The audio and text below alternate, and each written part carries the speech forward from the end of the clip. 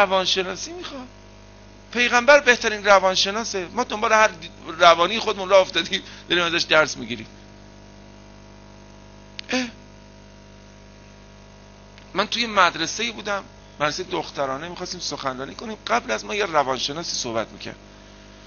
روانشناسی دیوونه بود خودش، دکتر روانشناسی تو همین مشهد. اصلا بعضیشون منحرفن، ما غافلیم، بچه‌هامون غافلن. درست تربیت کنیم، ولی دیگران رب نشون ندی رب نشونش میده، رنگیش میکنه میبردش. میگفت دخترای عزیزم، دنیا دنیای ارتباطاته. مهمترین اصل ارتباطی جذب است. اگه بتونی جنس مخالف رو جذب کنی موفقی، ولی عمولی. پس نتیجه میگیریم هر دختری نیاز به، همه گفتن دوست پسر داره. دیگه من نتونستم طاقت بیارم، پا شدم رفتم گفتم ببخشید شما دخترم داری خوده؟ گفت برای چی حاج آقا؟ گفتم شماره تلفنش رو لطف کنی. گفت میخوای چه بکنی؟ گفتم دنیا دنیای ارتباطات. مهمترین کسم دختر خودته، بیل به کمر منم که نخورده. اجازه بدید من جذبش کنم. گفت خجالت بکش حاج آقا. گفتم تو حیا کن، 200 دختر رو منحرف میکنی، من یه دختر رو میخوام منحرف کنم. تو 200 برابر من پدر سوخته ای. گم شو باشه برو بیرون. دختر همه کف زد. مردم میفهمن چه قصه. و فقط روشن بالا میره، ادب پایین میاد. سواد بالا میره، احساس پایین میاد. بچه‌های ابتدایی فوش میدن، برو بالا. راهنمایی عکس سوپر، برو بالا. دبیرستان فیلم سوپر، برو بالا. دانشجو خودش سوپر. چرا؟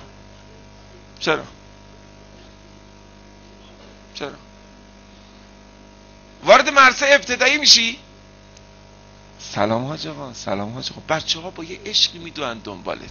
سلام حاج آقا. برو راهنمایی، گوشه مدرسه نشسته میگه سلام علیکم. برو دبیرستان، تا وارد میشی الله کردن ما را از صبح تا بهانا.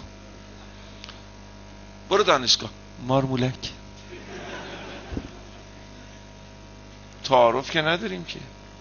ادبا اومده پایین، احساسا اومده پایین. این چه ما هم دیر ازدواج میکنیم، هم بد ازدواج میکنیم، هم با گناه ازدواج میکنیم. دیر ازدواج کردن، هنر کردیم جشن ازدواج دانشجویی. غلط آقا جون، غلط. من اینو زیاد گفتم، هر جا رفتم گفتم. مخم مخالفم. حاج آقا یه کار خوب حالا شروع شده، دیره، زودتر شروع. ما که شروع میکنیم زود شروع کنیم. از کی؟ از دبیرستان. جشن ازدواج دبیرستان. و تازگی نظرم عوض شده.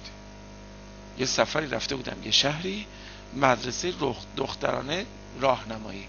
100 تا سوال رو میز گذاشتن، 98 تاش سوالای جنسی بود.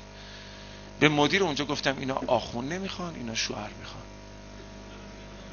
پدر مادرشون رو دعوت کنین، سوالا رو براشون بخونید، همشون رو بفرستن خونه بخت، والله همشون میشن بدبخت. دیگه از اون شهر که برگشتم اومدم مشهد، اولین جایی که اعلام کردم برای زائرات تو حرم حضرت رضا. گفتم اونجا بلند، همم شنیدم اونایی که بودن. گفتم آی زائرا یه خبر بد، دختراتون رو از راهنمایی بفرستین خونه بخت. و الان چند وقت پیش باز نظرم عوض شد. تو فامیلمون ما یه دختر 6-7 سال 5.5 ساله داریم، از فامیلای دوره. یه وقت اومده بودن خونه ما، بعد گفتن که اومد گفت حاج آقا، گفتم بله. گفت دوست پسر کجا گیر میاد؟ نگاش کردم گفتم که دوست پسر میخوای چه بکنی؟ گفت آخه تو مهد کودک ما همه دوستام دوست پسر دارن. به من گفتن داری؟ گفتم چیه؟ گفتن خاک تو سره. بعد گفتم ببین همین که اومدی خونه ما مثلا با پسرم داریم بازی میکنین، خاله بازی یعنی دوست پسر؟ گفت نه کلا سرم نزار. اونا گفتن با پسرها همسایه، نه پسرها فامیل. دیگه به این نتیجه رسیدم احتمالاً میگم که تا بچه به دنیا اومد بفرستینش خونه بخت.